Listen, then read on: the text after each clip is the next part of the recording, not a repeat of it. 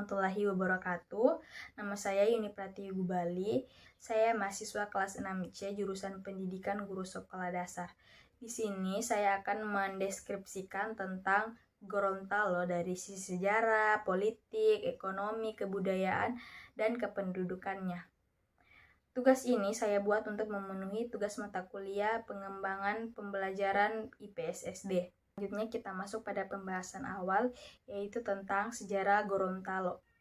Menurut catatan sejarah, Jazirah Semenanjung Gorontalo atau Gorontalo Peninsula terbentuk kurang lebih 1300 tahun lalu, di mana Kerajaan Showa telah ditemukan berdiri pada sekitar tahun 700 Masehi atau pada abad ke-8 Masehi. Hal ini diperkuat dengan ditemukannya makam para raja di tepian hulu Sungai Bulawa. Tidak hanya itu, makam Raja Showa lainnya dapat kita temukan di hulu Sungai Bone, yaitu makam Raja Moluadu atau salah seorang raja di Kerajaan Suwawa yang ditemukan bersama dengan makam istrinya dan anaknya. Namun sebagai salah satu jazirah tertua di Pulau Sulawesi dan Nusantara, Semenanjung Gorontalo pun tidak hanya memiliki catatan sejarah pada prasasti makam-makam rajanya dahulu, melainkan pula memiliki situs prasejarah yang telah ditemukan yang dinamakan dengan situs Olohuta. Situs Olohuta merupakan sebuah situs prasejarah dan memiliki makam prasejarah di dalamnya. Hal ini dapat menjadi bukti bahwa Gorontalo telah memiliki peradaban yang sangat lampau. Kota Gorontalo juga menjadi salah satu pusat penyebaran agama Islam di kawasan timur Indonesia selain Ternate yang sekarang bagian dari Provinsi Maluku Utara. Seiring dengan penyebaran agama tersebut, kota Gorontalo akhirnya menjadi pusat pendidikan dan perdagangan masyarakat di wilayah Tomini Boch, seperti wilayah Bolaang Mongondo, wilayah Buol, wilayah Luwuk, Banggai, Donggala, bahkan sampai ke Sulawesi Tenggara. Hal ini dikarenakan kota Gorontalo memiliki letak yang sangat strategis. Posisinya menghadap langsung ke Teluk Tomini bagian selatan dan Laut Sulawesi. Kerajaan Gorontalo mulanya berada di Desa Hulawa, Kecamatan Telaga Sekarang, tepatnya di pinggiran Sungai Bolango. Menurut penelitian, pada tahun 1204 Hijriah, kota Gorontalo ini dipindahkan dari Kelurahan Hulawa ke Dungingi, Kelurahan Tuladenggi, Kecamatan Kota Barat sekarang. Kemudian di masa pemerintahan Sultan Bututihe, kota kerajaan ini dipindahkan dari Dungingi di pinggiran Sungai Bolango ke satu lokasi yang terletak antara dua kelurahan, yaitu Kelurahan Biawao dan Kelurahan Limba B. Dengan letaknya yang strategis yang menjadi pusat pendidikan dan perdagangan serta penyebaran agama Islam, maka pengaruh Gorontalo sangat besar pada wilayah sekitar, bahkan menjadi pusat pemerintahan yang disebut dengan Kepala Daerah Sulawesi Utara atau Afdeling Gorontalo, yang meliputi Gorontalo dan wilayah sekitarnya seperti Buol, Toli-Toli, dan Donggala. Sebelum kemerdekaan Republik Indonesia, rakyat Gorontalo yang dipelopori oleh Bapak Nani Wartabone berjuang dan merdeka pada tanggal 23 Januari 1942. Selama kurang lebih 2 tahun, yaitu sampai tahun 1944, wilayah Gorontalo berdaulat dengan pemerintahan sendiri. Perjuangan patriotik ini menjadi tonggak kemerdekaan bangsa Indonesia dan memberi imbas dan inspirasi bagi wilayah sekitar, bahkan secara nasional. Oleh karena itu, Bapak Nani Wartabone dikukuhkan oleh pemerintahan Republik Indonesia sebagai pahlawan perintis kemerdekaan. Oke, selanjutnya kita masuk pada bagian yang kedua, yaitu ekonomi Provinsi Gorontalo. Semenanjung Gorontalo yang terletak pada bagian utara Pulau Sulawesi memiliki letak provinsi yang sangat strategis karena terapit oleh dua perairan, yaitu Teluk Gorontalo dan Teluk Tomini. Semenanjung Gorontalo merupakan salah satu wilayah yang menjadi jalur perdagangan di Indonesia sejak zaman dahulu. Dalam catatan sejarah maritim Nusantara, Laut Sulawesi menjadi penting karena merupakan jalur penyaluran dari Pulau Sulawesi menuju Filipina yang juga melalui wilayah perairan Kesultanan Sulu. Sedangkan Teluk Gorontalo dan Teluk Tomini sejak dulu kala menjadi sumber kehidupan penduduk kerajaan yang belum bermukim. Teluk ini pun sejak dulu ramai oleh lalu lintas pelayaran dan menjadi tempat perdagangan serta tempat pertemuan perdagangan yang berada di sekitar kawasan Tomini Beach. Bahkan menjadi tempat masuknya jalur perantau bagi orang Tiongkok dan Jazirah Arab. Perekonomian di Provinsi Gorontalo sekarang ini menjadi salah satu perekonomian yang paling pesat perkembangannya di Indonesia. Sektor pertanian, perikanan, dan jasa adalah sektor yang diandalkan di provinsi ini karena memiliki kontribusi yang besar bagi pendapatan asli daerah. Dalam rangka mewujudkan Provinsi Gorontalo sebagai provinsi agropolitan, maka berbagai upaya terus dilakukan. Pemerintahan provinsi melakukan berbagai macam program pembangunan, diantaranya melalui perbaikan infrastruktur sebagai pilar pemacu pembangunan, penyediaan sarana produksi pertanian, penyediaan dana penjamin, peningkatan SDM pertanian, memperlancar pemasaran dengan jaminan harga dasar dan lain-lain, serta dengan menyusun berbagai program. Dalam mengembangkan potensi dan keanekaragaman sumber daya alam di Provinsi Gorontalo, terdapat beberapa peluang investasi untuk dikembangkan, seperti investasi di bidang agrobisnis, yaitu pertanian dan perkebunan, termasuk juga agroindustri, yaitu nata de coco, minyak kelapa, dan bubuk santan, serta di bidang pertambangan, yaitu emas dan granit dan lain-lain. Provinsi Gorontalo memiliki letak geografis yang strategis dan perekonomian nasional karena memiliki jalur perdagangan yang langsung berhadapan dengan negara-negara tetangga seperti Filipina, Malaysia, Brunei Darussalam, Hong Kong, Taiwan, Jepang, dan Korea Selatan. Selain itu, Provinsi Gorontalo juga merupakan salah satu daerah yang menjadi pintu masuk jalur perdagangan dari benua Amerika ke negara-negara di Asia Pasifik seperti Brunei Darussalam, Singapura, dan Malaysia. Tidaklah berlebihan jika pemerintah pusat menilai bahwa Provinsi Gorontalo menjadi salah satu tulang punggung penggerak roda perekonomian, pendidik, dan kebudayaan di kawasan timur Indonesia. Selanjutnya kita masuk pada bagian ketiga, yaitu kebudayaan Provinsi Gorontalo. Masyarakat suku Gorontalo adalah masyarakat yang memiliki rasa sosial yang tinggi, sehingga jarang terjadinya konflik di antara mereka sendiri. Sistem kekerabatan yang sangat erat tetap dipelihara oleh masyarakat Gorontalo seperti dicontohkan dalam sistem ikatan Pohala.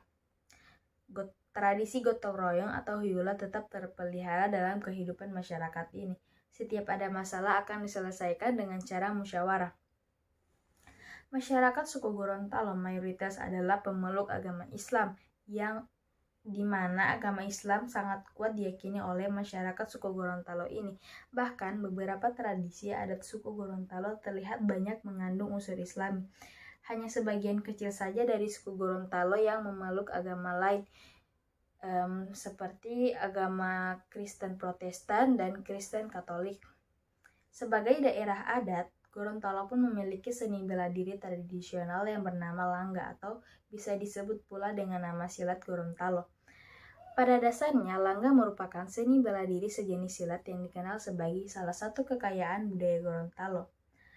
Langga adalah seni bela diri yang mengandalkan pertahanan serta kekuatan tangan dan kaki. Ciri khas suku Gorontalo atau Gulondalo dapat diidentifikasikan melalui desain arsitektur yang masih bisa kita jumpai melalui dekorasi atap rumah maupun ukiran khas seperti di daerah lain di Indonesia. Di Gorontalo sendiri, salah satu contoh desain arsitektur daerah adalah Rumah Adat Gorontalo. Rumah adat yang ada di daerah Gorontalo ada 3, diantaranya adalah Rumah Adat Dolohupa. Itu rumah adat adalah sebuah rumah adat Gorontalo yang berbentuk panggung dengan bentuk atap yang artistik dan pilar-pilar kayu sebagai hiasannya. Rumah adat ini berfungsi sebagai balai musyawarah adat Dambayo Dolohupa. Di dalam rumah adat ini digelar perlengkapan upacara adat pernikahan berupa pelaminan, busana adat, pengantin, dan hiasan lainnya. Selanjutnya Bandayo Pobi Ide. Rumah adat Gorontalo yang satu ini bisa dijumpai berdiri gagah di depan rumah dinas Bupati Gorontalo. Dalam artian harfiah, kata bandayo berarti gedung atau juga bisa diartikan sebagai bangunan. Sementara kata pomboide atau poboide berarti sebuah tempat untuk musyawarah. Jadi, meski merupakan dua bangunan berbeda, namun Dolohupa dan Bandayo Pomboide memiliki fungsi yang kurang lebih sama. Selanjutnya, rumah adat Gobel. Rumah adat Gobel adalah salah satu rumah adat yang berlokasi di Tapa Bone Bolango. Setiap daerah pasti memiliki ciri khasnya masing-masing. Begitu pula dengan Jazirah Semenanjung Gorontalo. Masyarakat Gorontalo memiliki ciri khas sandang atau pakaian bersama aksesoris yang melengkapinya. Adapun kerajinan tangan khas masyarakat Gorontalo yaitu upiak Karanji atau songkok Gorontalo, sulaman Karawa atau sulaman Karawang, dan batik Gorontalo. Tidak hanya kerajinan tangan, Gorontalo juga mempunyai ciri khasnya sendiri. Misal dari segi senjata tradisional, diantaranya ada wamilo, bituo, sejenis kris, sebeli, atau sejenis parang lilang, trafala. Kemudian untuk pakaian adatnya diantaranya ada biliu dan makuta. Sedangkan untuk alat musik tradisionalnya ada polopalo dan gambusi. Dan untuk tradisi-tradisi yang biasa masyarakat lakukan adalah walima, dikili atau malam timbilotohi atau malam pasang lampu di 3 hari terakhir bulan Ramadan, dan meraja atau Isra Miraj. Dan untuk tarian adatnya diantaranya adalah tari dana-dana, tari saronde, tari langga, tari tuduli, tari elengge, tari padi, tari sebe, tari modepito. Selanjutnya kita masuk pada bagian keempat, yaitu sistem politik atau pemerintahan Gorontalo. Seperti wilayah Indonesia pada umumnya yang memiliki kerajaan di wilayahnya, Gorontalo juga mempunyai beberapa kerajaan. Kerajaan pertama di Gorontalo ini pertama didirikan pada tahun 1300 tahun lalu, yaitu Kerajaan Hulondalo. Pertumbuhan awal Kerajaan Gorontalo dibentuk melalui sistem demokrasi. Melalui proses pengangkatan raja dilakukan pemilihan oleh para bate, dan dalam pelaksanaan pemerintahannya mendapat pengawasan dari Bantayo Poboide. Pemerintahan di daerah Gorontalo pada masa perkembangan kerajaan-kerajaan adalah bersifat monarki konstitusional, yang pada awal mula pembentukan kerajaan-kerajaan tersebut berakar pada kekuasaan rakyat yang menjembalkan diri dalam kekuasaan linula, yang sesungguhnya menurutkan asas demokrasi. Organisasi pemerintahan dalam kerajaan terbagi atas 3 bagian dalam suasana kerjasama yang disebut Buatula Tol, yaitu Buatula Bantayo, yaitu dikepalai oleh bate yang bertugas menciptakan peraturan-peraturan dan garis-garis besar tujuan kerajaan. Selanjutnya Buatula Bubato dikepalai oleh Raja Olongia dan bertugas melaksanakan peraturan serta berusaha mensejahterakan masyarakat. Selanjutnya Buatula Bala yang pada mulanya dikepalai oleh Pulubala bertugas dalam bidang pertahanan dan keamanan. Selanjutnya Olongia Lolipu atau Maharaja Kerajaan adalah kepala pemerintahan tertinggi dalam kerajaan, tetapi tidak berkuasa mutlak. Ia dipilih oleh Bantayo Poboide dan dapat dipecat atau dimakzulkan juga oleh Bantayo Poboide. Masa jabatannya tidak ditentukan, tergantung dari penilaian Bantayo Poboide. Hal ini membuktikan bahwa kekuasaan tertinggi dalam kerajaan berada dalam tangan Bantayo Poboide sebagai penjelmaan daripada kekuasaan rakyat. Setiap kerajaan mempunyai suatu Bantayo Poboide yang berarti bangsal, tempat bermusyawarah. Di dalam bangsal ini diolah dan dirumuskan berbagai persoalan negeri, sehingga tugas Bantayo Poboide adalah berupa menetapkan adat dan hukum adat, mendampingi serta mengawasi pemerintahan, menggugat raja, memilih dan menobatkan raja dan pembesar-pembesar lainnya. Selanjutnya kita masuk pada pembahasan terakhir, yaitu kependudukan Gorontalo. Provinsi Gorontalo terletak pada Semenanjung Gorontalo di Pulau Sulawesi, tepatnya di bagian barat dari Provinsi Sulawesi Utara. Luas wilayah dari provinsi ini adalah 12.435 km kubik dengan jumlah penduduk sebanyak 1.097.990 jiwa pada tahun 2013 yang terdiri atas 550.004 jiwa laki-laki dan 547.986 jiwa perempuan. Laju pertumbuhan penduduk di Provinsi Gorontalo pada tahun 2011 sampai 2013 mencapai 1,67% per tahun.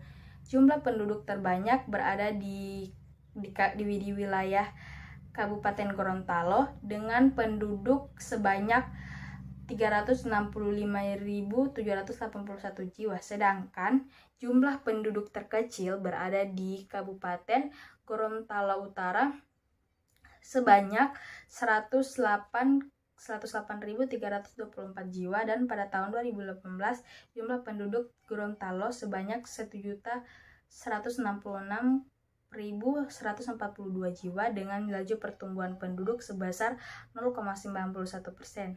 Oke, itulah deskripsi tentang Gorontalo dari sisi sejarah, politik, ekonomi, kebudayaan, dan kependudukan.